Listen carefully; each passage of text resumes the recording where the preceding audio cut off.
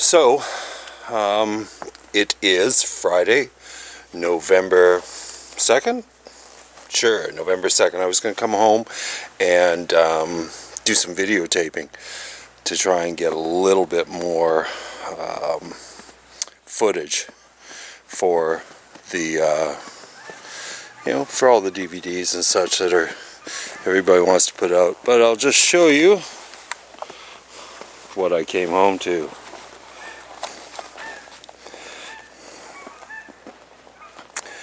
Is beginning to look a lot like it's going to be a pain in the ass to clean this up.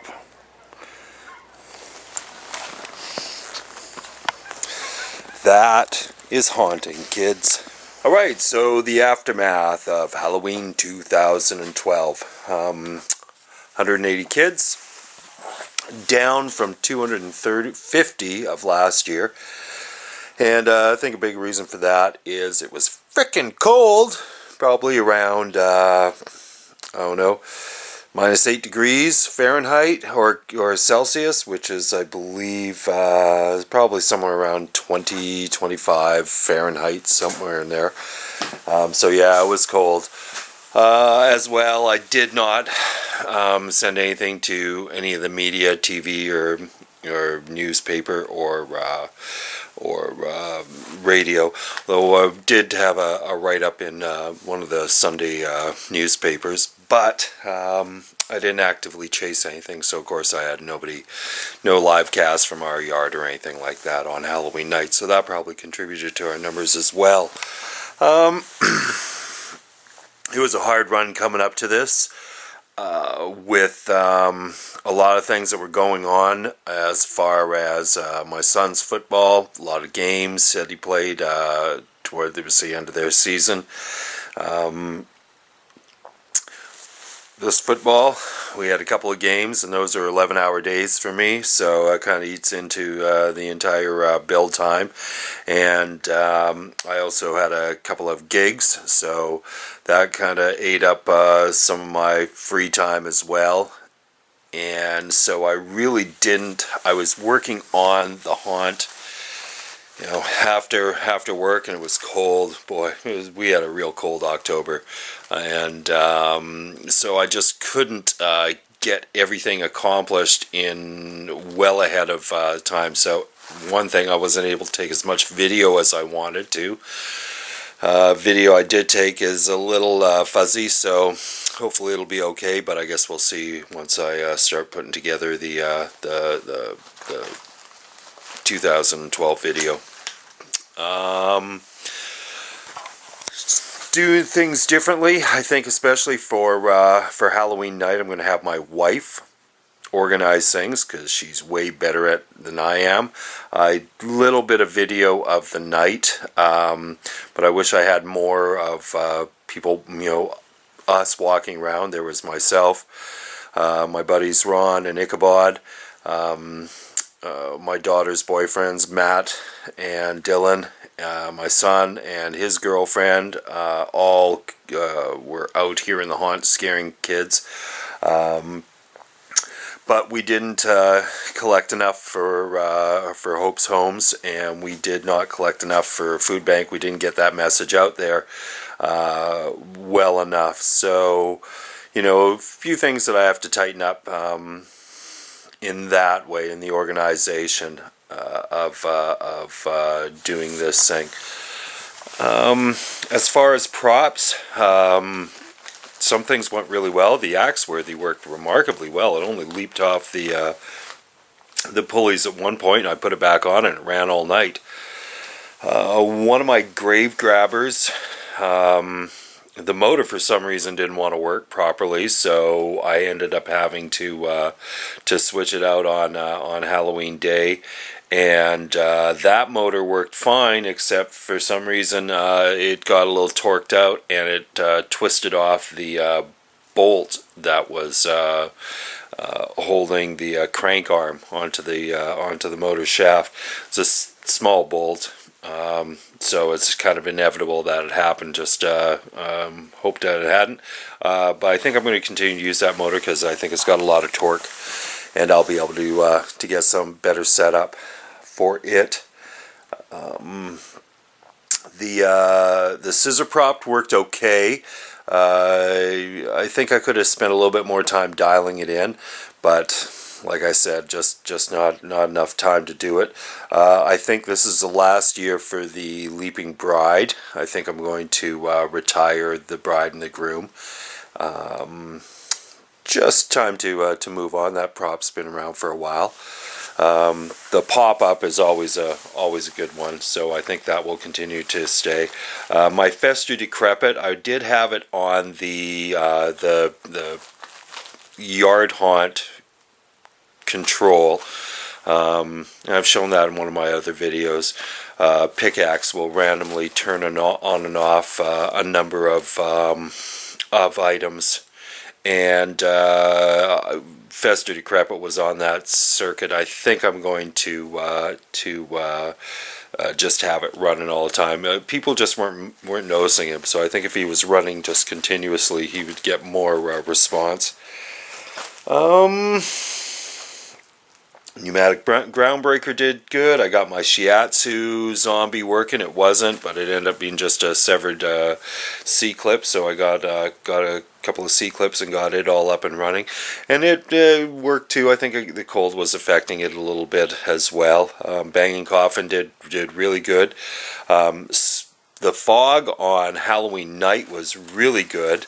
It was kind of quiet, calm as far as winds. They weren't that bad, so it worked really well. I ran 1, 2, 3, 4, 5, 6, 7 foggers, 7 400-watt foggers.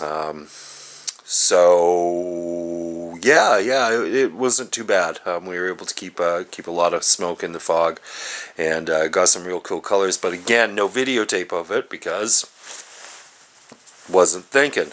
So, actually, I was thinking. I just had too much other bloody stuff on my mind at the time. So then the final thing is the witch scene. Now, all in all, I was extremely impressed with how well the witch scene functioned. Other than having a couple of glitches, and I think it might have been just a file naming that problem that I have, where it would supposed to call up alternate files within a folder, and it was calling up files from a separate folder for one of the witches. So I think it was just a file naming thing that I had. But other than that, I was really impressed with the way that whole system worked. There were a total of 9 folders.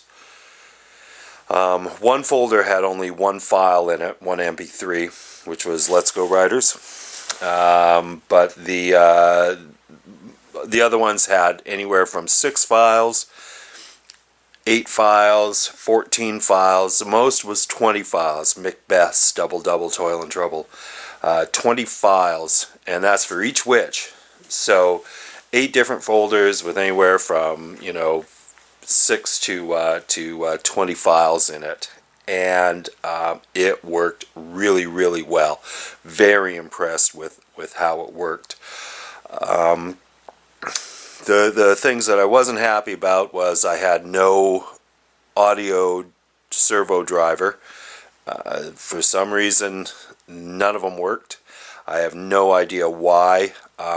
Plenty of signal. In fact, the tone that was coming out of the units was louder, had more dBs than the audio. Speaking of which, I think I'm going to switch from powered computer speakers to guitar practice amps for my audio source from this point on. I just wasn't getting the volume that I wanted. But anyways, yeah, lots of tone. Everything was there. There was continuity all through the system. Just don't know why neither of the systems were working. I had Scary Terry, and then I had the Pickaxe for a backup, and neither of them would work. So I'll figure out what was going on in our downtime here, and hopefully won't have that problem again in the future. But this is haunting, and it's haunting in very cold weather. Also, the single channel light organ that I had for my Thunder and Lightning track, Velman single channel light organ, did not work, never did. So I got to do some experimenting with that to find out what was going on. Probably just got a bad component in there, and it is what it is. Because again, plenty of signal coming into it, so don't know why it wasn't functioning. Other than that, it worked really, really well. Brunny the Flying Witch was phenomenal. She was a huge hit. And that bass was incredibly stable. I did not have to sandbag any of it. It was phenomenally stable, so I was very impressed with that. It would have been cool if I had actually plugged in the powered speakers so that she had her voice and her track. Yeah, I forgot to do that, but it is what it is. Better luck next time. Things that I would do differently, will definitely, right now it's being triggered by a PIR. And what was happening is that people were coming to our yard or coming from the neighbors into our yard, and we're just walking right past it. It would trigger, there's a splash, the witches laugh, and then they go into this Happy Halloween, my pretties, we are the Weirding Sisters of the House Cemetery, and they go on to tell the story of why they are there and the backstory of the haunt. And then Brunny, the Flying Witch, is triggered. She flies around. She comes back down to rest. They begin another chant, one that's randomly selected. So one of the 8 remaining folders is randomly selected, and they begin their chant off of that. And then Brunny flies around again, and then it goes dormant for about 2 minutes. People were just walking by. So I think what I'm going to do is switch the PIR out to a lit up, very gaudy, flashing button that says, whatever you do, do not press this button. That way people will know that something's going to happen and they will stay there to watch. Also, I think I need to throw some more light onto it. I think what I need to do is have it, the moment that it is triggered, stage lights go on to show, something's, there's a show that's about to happen here. This is the first scene that I have ever done. I know other people have scenes within their haunt. This is the first scene that I have ever set up where I have multiple things that are being triggered and occurring. And all in all, glitches aside, very happy with it. Hindsight being 2020, I think the whole thing probably could have been done through VSA a lot easier, a lot simpler. Having never worked with VSA, I'm just saying this because that's what I'm thinking. But that being said, I'm still very happy with what I ended up with. Like I said, would have been the icing on the cake would have been to have the jaws working as well. But c'est la vie. So that is pretty well it. My garage does look like a bomb went off in it, although it's not as bad as it was. So I'm hoping to have that kind of all cleared up and dealt with very soon. Hopefully by the end of the week. Yeah. So, hope all of you had a great Halloween. Looking forward to seeing all of your videos of the of your yards and the finished videos that anybody may be submitting to the various groups, organizations, contests, etc. around the net. So, look forward to seeing all of those. Yeah. Other than that, happy haunting. Talk to you soon.